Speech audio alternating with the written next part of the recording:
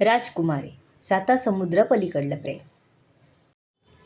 पण तोपर्यंत मारी आणि जॉर्ज निघून गेले होते. इथून पुढे तो हताश होऊन मागे गेला. काल जेवण त्याला महालातूनच आलं होतं. आजही जेवण महालातूनच येणार होतं. अजून वेळ होता, पण त्याला काहीतरी युक्ती करावी लागणार होती. त्याला या पिंजऱ्यातून बाहेर पडायचं होतं, तरच तो काहीतरी प्रयत्न करू शकणार होता.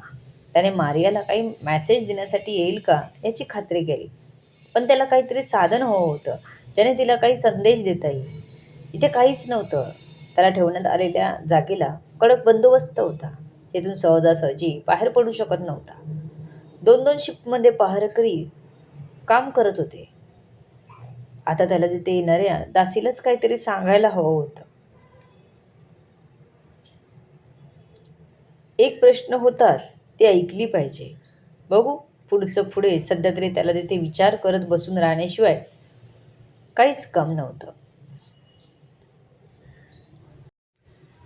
इकडे राजकुमारी मारिया राजा नरेशशी कसा संवाद साधायचा हा विचार करत होती. तिलाही त्यांना खूप काही सांगायचं होतं. तिने आपले डोळे पुसले.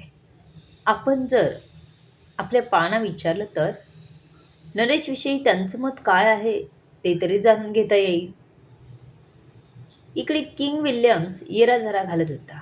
इतक्यात जॉर्ज तिथे आला.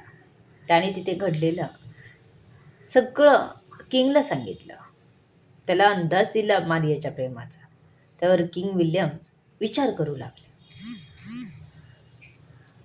जॉर्ज, जर आपण त्याला बाहेर काढलं आणि मारियाशी लग्न करायचा प्रस्ताव त्याच्यासमोर ठेवला तर कसं होईल? किंग विल्यम्सने विचार करून जॉर्जला विचारलं. जॉर्जने फक्त मान हलवली. पण आपल्याला एका दुभाषिकाची फार गरज आहे, जॉर्जने किंग विल्यम्सला सांगितले. ओके, मग कामाला लागा.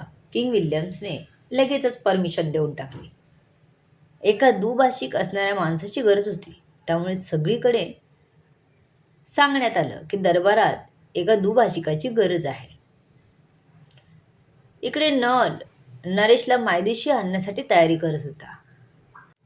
त्याने एक हुशार असा गुप्तहेर निवडला, जो लंडनला जाऊन तिथे त्याच्या राजगृहात एंट्री मिळवेल आणि राजा नरेशची माहिती काढेल. त्याला परत आणण्याचा प्रयत्न करेल. किंग विल्यमची काही दुखती नस आपल्याला मिळते का? नल हे बघत होता. नलचा गुप्तहेर माहिती काढत होता. त्याला कळलं की राजदरबारात दुभाषिक हवा आहे. त्याने लगेच राजगृहात प्रवेश मिळवण्याच्या ह्या नामी संधीचा फायदा घेतला. त्यानंतर त्याने आपण दुभाषिक असल्याचं सांगितलं. तो राजदरबारात पोहोचला.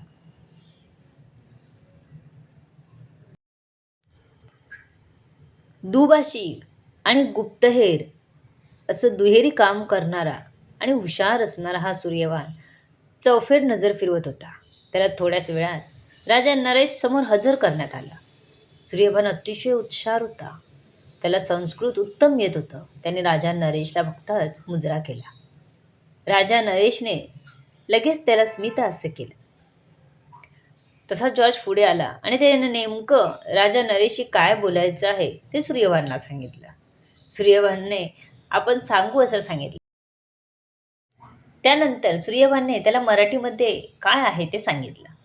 महाराज, आपल्याला हा प्रस्ताव मान्य करावा लागेल, कारण आपल्याकडे दुसरा काहीच पर्याय नाही. बाहेर पडण्यासाठी आणि या सर्व लोकांचा विश्वास संपादन करण्यासाठी प्रेमाचं नाटक करावंच लागेल तुम्हाला, सूर्यवानने राजा नरेशला मराठीमध्ये सांगितलं. पण राजा नरेशने तो किंग विल्यमचा प्रस्ताव धुडकावला. माझ्याकडून हे कदापि होणार नाही, नरेशने स्पष्ट शब्दात सांगितलं. तशी सूर्यवानला चिंता वाटू लागली. महाराज, हा प्रस्ताव सध्या तरी मान्य करा. आपण राजकुमारी मारियाशी बोलू, सूर्यवानने राजा नरेशला समजावलं. राजा नरेशला फक्त मारियाला सांगायचं होतं की मला इथून बाहेर जायला मदत कर, कारण तिलाच त्याच्याबद्दल सॉफ्ट कॉर्नर होता. हे त्याने बघितलं होतं. प्रेमही बघितलं होतं त्याने तिच्या डोळ्यात. पण त्याला काही तिच्यावर प्रेम नव्हतं. उगाच तिला तो मोह दाखवणार नव्हता. म्हणूनच हा प्रस्ताव तो नाकारत होता. पण आता सूर्यवंशचं बोलणं ऐकून त्याला नाईलाजाने मारियासाठीचा राजाचा प्रस्ताव मान्य करावा लागणार होता. ठीक आहे, मी तयार आहे या लग्नाला. राजा नरेशने सूर्यभानला हे किंग विल्यम्सला सांगायला सांगितले. सूर्यभानने हे सांगताच किंग विल्यम्स खुश झाले. किंग विल्यम्सला फक्त 3 मुलीच होत्या. त्यामुळे त्याला वारीस म्हणून जर राजा नरेश इथेच राहणार असेल तर चालणार होतं. फक्त राणी मारियाला ठेवणार होता. नरेशला राजा बनवणार नव्हता. हे मनाशी ठरवूनच त्याने हा प्रस्ताव राजा नरेश पुढे ठेवला होता. राजा नरेशला फक्त इथून बाहेर पडायचं होतं. आपल्या मायदेशी जायचं होतं. म्हणून मनावर दगड ठेवून तो ह्या लग्नाला तयार झाला. सूर्यबानला आपल्या समोर बघून खरं तर त्याला खूप बरं वाटलं होतं. या सगळ्या इंग्रजी लोकांमध्ये त्याचा दम घुटत होता. आपल्या देशातल्या कोणीतरी इथे आहे हे बघूनच त्याला वेगळा रूप आला होता. सूर्यबानकडून त्याला प्रजेची कुशाली मिळाली. तसा तो अजूनच खुश झाला. सारं आयुष्य प्रजेच्या हितासाठी झटायचं हे त्याच्या वडिलांचं बाळकडूच. त्यानेही त्याचप्रमाणे स्वतःला वाहून घेतलं होतं. एका सेवकाने त्याला आपल्याला खूप मदत हवी आहे असं खोटं सांगून तिकडे नेलं होतं. या किंग विल्यमच्या जाळ्यात अडकवलं होतं. राजा नरेश अगदी सगळ्यात गरीब व्यक्तीलाही सहज भेटत असे. त्याला महाली यायची परवानगी असे. सगळी प्रजा त्याच्यावर खुश असायची. इतका तो चांगला राजा होता. पण जेव्हा तो सेवकाच्या बोलण्याला खरं मानून फक्त घोडा आणि एक तलवार घेऊन सेवकाने सांगितलेल्या ठिकाणी पोहोचला तेव्हा तिथे कोणीच नव्हतं. तो घोड्यावरून खाली उतरला. तोच त्याचा पाय सापळ्यात अडकून तो उलटा झाला. तलवारीचा वार करून दोर तोडणारच की नेमबाजीने हातातली तलवार खाली पाडली. त्याला पकडून सरळ इकडे पाठवण्यात आलं होतं. राजा नरेशच्या डोळ्यासमोरून अख्खा घटनाक्रम एखाद्या चित्रफितीसारखा निघून गेला. तळला. तो सावध असता तर नक्कीच असं झालं नसतं. पण सेवकाला मदत करायची या भावनेने तो काहीच सुरक्षा न घेता निघाला होता. त्याला निघून गेलेलं बघून एक सेवक त्याच्या मागे आला. पण जेव्हा त्याने समोर दृश्य बघितलं तेव्हा तो धावत नळकडे गेला. नळने लगेच आपल्या मंत्रींना बोलावलं आणि सेवकांना राजाला शोधायला सांगितलं. पण किंग विल्यम्सने सगळं प्लॅन रेडी ठेवल्याने राजा नरेश कोणालाच भेटला नाही. जेव्हा किंग विल्यम्स राजा नरेशच्या राज्यावर आपला कब्जा करायला गेला तेव्हा त्याला जोरदार विलोस झाला. त्यामुळे त्याने आपला मोर्चा मागे करून पुन्हा इंग्लंडला परतला. नलने त्याचा प्लॅन हाणून पाडला. पण ज्या सेवकाने हे केलं त्याला भर दरबारात चाबकाचे फटके मारून त्याला क्षमा मागायला लावली. त्यानंतर तिथल्या लोकांना बोलावून त्याच्यासमोर भर चौकात त्याला फासावरच लटकवले. सूर्यभानने मागे घडलेलं सर्व सांगितलं. राजा नरेशला आपल्या पराक्रमी भावाचा अभिमान वाटला. आपली प्रजा सुखरूप आहे ह्यासारखं दुसरं समाधान नव्हतं त्याच्यासाठी. राजा नरेशने लग्नाचा प्रस्ताव मान्य केला. तसे किंग विल्यम्सने त्याला एकदा मारियाला भेटायला सांगितलं. जॉर्ज, त्याला एकदा राजकुमारींना भेटायला सांगा. खरंच त्यांच्या मनात काय आहे ते एकदा जाणून घ्या, किंग विल्यम्सने जॉर्जला सांगितलं. ह्यालाही पाठवा देते, किंग विल्यम्सने सूर्यबानकडे बघत सांगितलं. त्याला काही सूर्यबान हे नाव येत नव्हतं. किंगने सांगितल्याप्रमाणे जॉर्ज सर्वांना घेऊन राजकुमारी मारियाकडे निघाला. जॉर्ज, राजा नरेश आणि सूर्यभान असे मिळून राजकुमारी मारियाच्या कक्षाबाहेर दाखल झाले. जॉर्जने दरवाजा वाजवून तिची परमिशन घेतली. जॉर्ज आणि मागून या दोघांना बघून राजकुमारी मारिया गोंधळली. ती जेव्हापासून राजा नरेशला भेटली होती तेव्हापासून रडत होती. त्यामुळे डोळे सुजले होते, केस विस्कटले होते. ती पूर्णपणे वेगळीच दिसत होती. आपल्या पलंगावरून उतरून ती लगेच उभी राहिली. आपण स्वप्नात तर नाही ना, असंही एकदा वाटून गेलं. पण आपल्या स्वप्नात फक्त नरेश असायला हवा होता. मग ही दोन भूतं कशाला, हाच विचार तिच्या मनात येत होता. प्रिन्सेस जॉर्जच्या आवाजाने ती भानावर आली. आपण स्वप्नात नाही तर खरोखरच हे तिघेही आपल्या कक्षात आले आहेत ह्याची तिला खात्री झाली. तिला वाटलंच नव्हतं की राजा नरेशला तिचे लगेच असे सोडतील वगैरे. ती आश्चर्याने बघतच राहिली. प्रिन्सेस, किंगने तुम्हाला नरेशशी बोलून घ्यायला सांगितलं आहे. जॉर्ज म्हणाला तस ती पटकन पुढे झाली. तिला खूप आनंद झाला. तिच्या डोळ्यात पुन्हा सगळ्या भावना दाटून आल्या. ती बोलायला जाणारच की तिला आठवलं त्याला आपली भाषा येत नाही. तिच्या डोळ्यातले भाव आणि ती निराशा नरेशला लगेच समजली. इतके तिचे डोळे बोलके होते.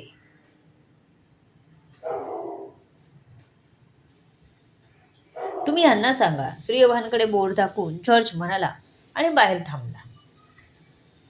तिने राजा नरेशकडे बघितलं तर तो तिलाच बघत होता. तिची नजर होताच त्याने सूर्यभानकडे इशारा केला. सूर्यभान, राजकुमारींना विचारा काय बोलायचं आहे ते. राजा नरेशने सूर्यभानला सांगितलं. तसं सूर्यभान लगेच मारियाकडे वळला. प्रिन्सेस मारिया, खूप खूप छान वाटलं तुम्हाला भेटून. बोला, मी आपली काय मदत करू शकतो? मी तुमचं बोलणं राजा नरेशपर्यंत पोहोचवू शकतो, सूर्यभान म्हणाला. तशी मारियाच्या निराश झालेल्या चेहऱ्यावर चमक आली. तिला पुन्हा आनंद झाला. त्यांच्या पाठीवर जखमा होत्या, काल मी बघितलं. त्यांना त्रास होत आहे का? कारण त्यांना शिक्षा दिली होती पाने. त्यांना औषध लावून देऊ शकते का मी? मारिया हे बोलताना पुन्हा उदास झाली होती. एक दुःखाची लकीर तिच्या चेहऱ्यावर दिसत होती. राजा नरेश ती काय बोलते हे अगदी मनापासून ऐकत होता. तिचे वर्ड कळत नव्हते, पण ती दुःखी आहे एवढं मात्र त्याला कळलं होतं. तोही गंभीर चेहरा करून उभा होता. सूर्यभानला मात्र किंचित हसू आल्या. प्यारवाला मामला आहे, कळलं त्याला. ओके, अजून काही? सूर्यभानने तिला विचारला.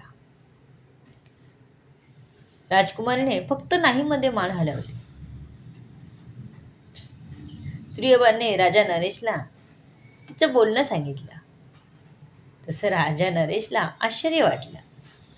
राजकुमारी मारिया असं काही विचारेल असं त्याला वाटलं नव्हतं. त्याने मानेनेच नको सांगितलं. सूर्यभान मात्र डोळे मिचकावत मिश्किल हसला. कोपर हळूच राजा नरेशला मारला. त्यांना सांग आपण कशासाठी इथे आलो आहोत. किंग विल्यमचा प्रस्ताव त्यांना सांग. राजा नरेशने विषय न वाढवता कशासाठी आपण इथे आलो आहोत याची सूर्यभानला आठवण करून दिली.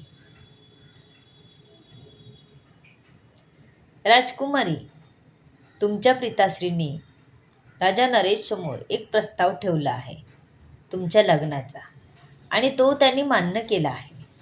तुम्हाला काही बोलायचं असेल तर बोला. तुमचा नकार असेल तर तोही सांगा. तुमच्या मनाविरुद्ध काही होतच आहे का तर तेही सांगा. सूर्यभानने त्यांना विचारलं. नाही, माझा काहीच विरोध नाही. मला मान्य आहे हे लग्न. उलट ह्या लग्नासाठी मी खूप खुश आहे. राजकुमारी मारियाने खुश होऊन सांगितलं.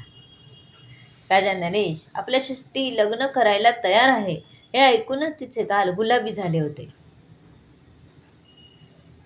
ती नजर वर करून राजा नरेशकडे बघायलाही लाजत होती. तिला हे अपेक्षितच नव्हतं. एवढ्या लगेच लग्नाला राजा नरेश तयार होईल असं वाटलंच नव्हतं तिला. तो मात्र तिचं लाजणं बघत होता. त्याची नजर आपल्यावर खेळलेली आहे हे जाणवत होतं तिला. तिने हळूच मान वर केली. त्याच्या डोळ्यात बघितलं. ती पूर्णपणे हरवूनच गेली. ती कितीतरी वेळ त्यालाच बघत होती. तिची नजर त्याच्यावर पडताच त्याने तिच्यावरची नजर सूर्यभानकडे वळवली. तो शांत होता. त्याच्या डोळ्यात तिला कोणतेच भाव दिसत नव्हते. त्याच्या डोळ्यात कुठेच ती एक्साइटमेंट नव्हती, ओढ नव्हती. ते बघून तिचा आनंद मावळला. आपणच ह्या लग्नाने खुश आहोत का? त्यांना काहीच वाटलं नाही का? ती मनातून दुःखी झाली. ठीक आहे, आपण प्रयत्न करू. हे लग्न करून त्यांना छानच वाटेल. त्यानंतर ते नक्कीच खुश होतील.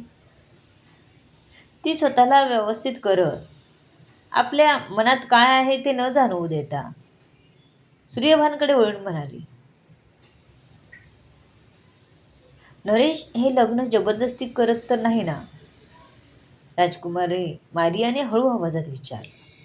नाही, सूर्यभानने सांगितलं. नरेश मात्र बोलताना प्रत्येक वेळी तिच्या ओठांच्या होणाऱ्या हालचालींवर लक्ष ठेवत होता. ती काय बोलते हे जाणून घ्यायचा त्याचा प्रयत्न चालू होता. त्यानंतर सूर्यभान तोच अर्थ सांगतो का याची शहानिशा करून घेत होता. कधी कधी त्याची नजर हे करताना तिच्या ओठांवर अडकत होती. तिचे गुलाबी ओठ त्याला बुरळ घालत होते. त्याच्याही नकळत बुद्धीला चकमा देत होते. सूर्यभाने बोलायला सुरुवात केली तसा नरेश त्या मोहिनीतून बाहेर आला. मग बुद्धीने विचार करत त्याने स्वतःला समजावलं.